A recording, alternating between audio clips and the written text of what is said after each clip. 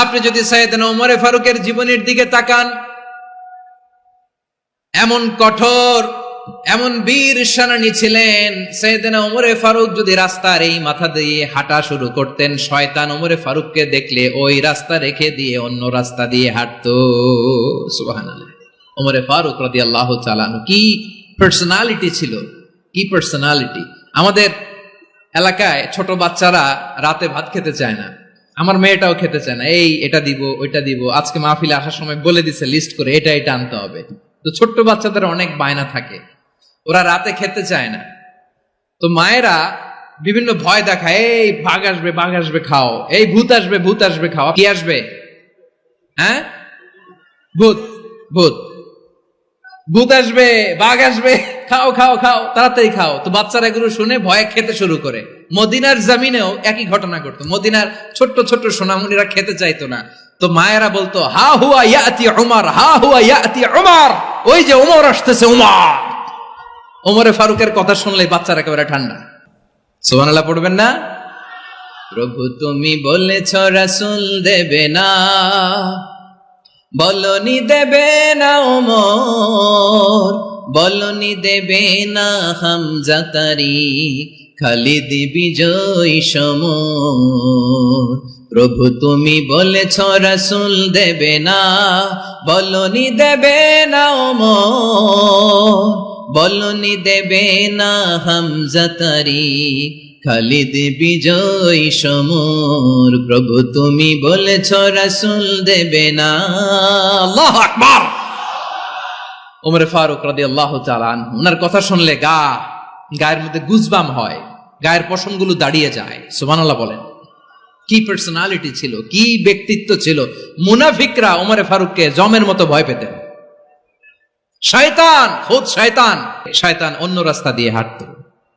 ওমর ফারুক রাদিয়াল্লাহু তাআলা আনহুর জীবনে যদি দেখেন, তাহলে সেখানে আপনি আদালতের, ইনসাফের, সুশাসনের, জাস্টিসের নমুনা দেখতে পাবেন। কয়টা শুনবেন? সাইয়েদনা ওমর ফারুকের রাদিয়াল্লাহু তাআলা আনহুর সন্তান আব্দুর রহমান মিশরে মদ খেয়ে মদ্যপ অবস্থায় ধরা পড়েছে। মদ খাওয়ার কারণে, মদ যদি কেউ পান করে আর যদি প্রমাণিত হয়, তার বিচার হলো 80 বেত। আওয়াজ করে বলেন কয় বেত? বাংলাদেশেও তো এই আইন আছে নাকি? বাংলাদেশে আছে? হ্যাঁ, মদ খাইলে 80 বেত, এই আইন বাংলাদেশে চালু হোক। আমরা চাই কি চাই না? চাই সবাই।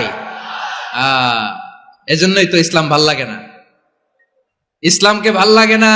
ইসলামকে আউট করে রাখতে পারলেই তো এরকম বড় বড় বোতল খাওয়া যায়। একেবারে সহজ, পানির মতো সহজ, হিসাব একেবারে সহজ।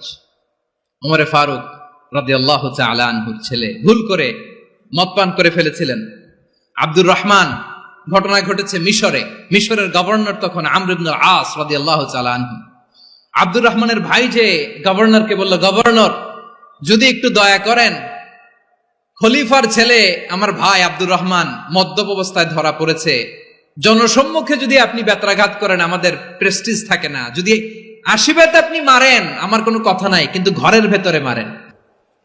আব্দুর রহমানের ভাইয়ের সুপারিশ শুনে সাইয়েদনা আমর ইবনুল আস রাদিয়াল্লাহু তাআলা আনহু রাজি হয়ে গেলেন। ঘরের ভেতরে লোকচক্ষুর আড়ালে 80 বেত তিনি মানলেন। কিন্তু ঘটনাক্রমে এই কথা লুকিয়ে লুকিয়ে ঘরের ভেতরে 80 বেত মারার কথা সাইয়েদনা ওমর ফারুক মদিনা থেকে জানতে পারলেন। মদিনা থেকে তিনি ফরমান জারি করলেন, এই বিচার যেমনটি আমর ইবনুল আস আদায় করেছে, এটা প্রকৃতপক্ষে আদায় হয় নাই। আসো সবাই মদিনায় আসো, আমর ইবনুল আস মদিনায় আসো, আব্দুর রহমানও আসো, সবাই আসো, জনসম্মুখে এই বিচার কার্যকর করতে হবে। সাইয়েদনা ওমর ফারুক মসজিদে নববীর পিলারের মধ্যে নিজের ছেলেকে বাঁধলেন, আবার জনসম্মুখে 80টা বেত তার গায়ের মধ্যে মারলেন। মাজমুয়ে ফাতাওয়া ইবনে তাইমিয়া রাহিমাহুল্লাহ উনি এটা নকল করেছেন। এটা সবচেয়ে বিশুদ্ধ মত। আরো অনেক মত আছে, মারা গেছে কবরের উপর, ওগুলো বাদই দিলাম। কেমন খলিফা ছিলেন, কেমন খলিফা! পশ্চিমারা তোমরা জাস্টিস আমাদেরকে শেখাও, ইনসাফ কারে বলে, সুশাসন আমাদেরকে তোমরা শিখাও। ওমর ফারুক রাদিয়াল্লাহু তাআলা ওই বিচারকে তিনি ধর্তব্য মনে করেন নাই, মদিনাতে এনে আবার জনসম্মুখে আবার 80 বেত মেরেছেন। মিশরে ওমরে ফারুক রাদিয়াল্লাহু তাআলা আনহু আমর ইবনুল আসকে গভর্নর করে পাঠালেন। সেখানে আমর ইবনুল আসের ছেলে একটা প্রতিযোগিতায় রানার আপ হয়েছে, এক মিশরি সেখানে চ্যাম্পিয়ন হয়েছে। রানার আপ বুঝতে পেরেছেন তো? রানার আপ সেকেন্ড হয়েছে, এক মিশরি হয়েছে চ্যাম্পিয়ন প্রথম। কিন্তু গভর্নরের ছেলে ও জিততে পারে নাই, ও রাগে ওই মিশরির গায়ের মধ্যে কয়েকটা লাঠি দিয়ে বাড়ি মেরেছে। মিশরি যে মদিনাতে ওমরে ফারুকের কাছে বিচার দিলেন, আপনার গভর্নরের ছেলে অন্যায়ভাবে আমার গায়ে হাত তুলেছে।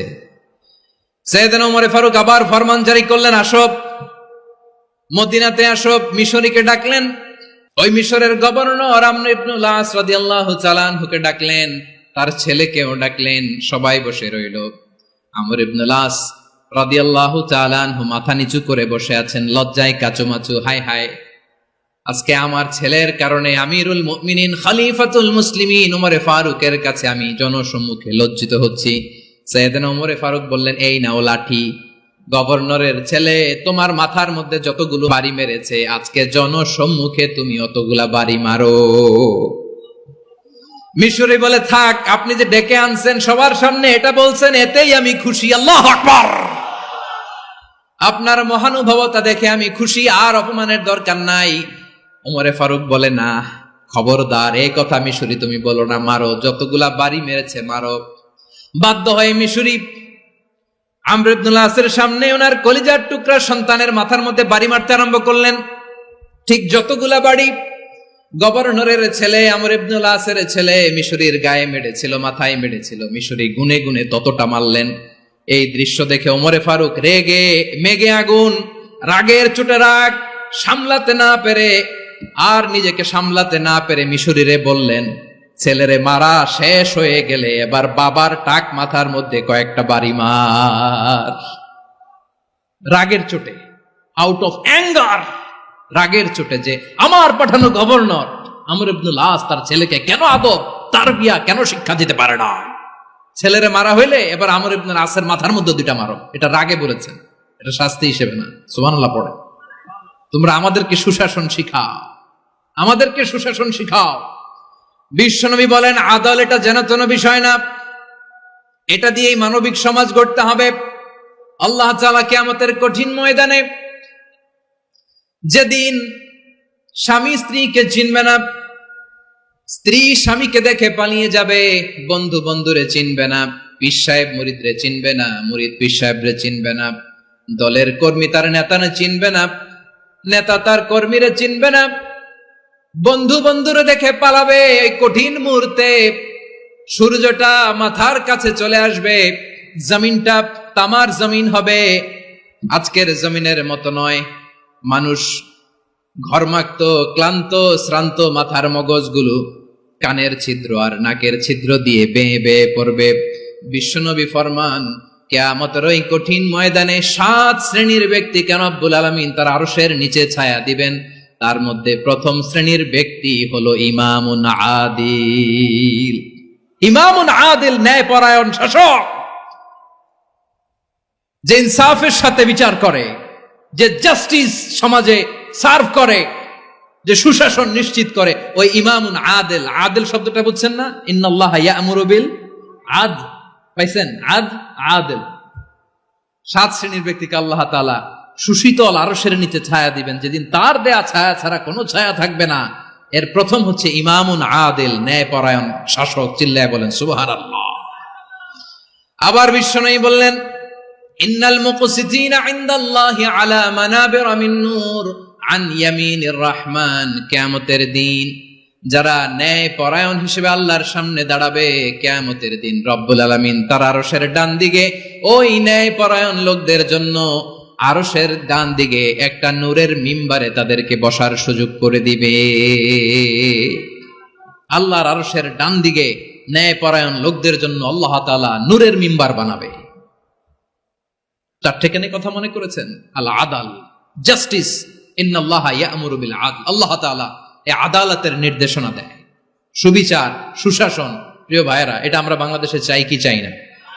এই যে অরাজকতা, এই যে অন্যায়, এই যে জুলুম, এই যে ইনকনসিস্টেন্সি, সমাজের অসঙ্গতির প্রধান কারণ জাস্টিস নাই, সুবিচার নাই, সুশাসন নাই। শেষবারের মতো আওয়াজ করে বলেন তো, আমরা বাংলাদেশে আদল চাই কি চাই না?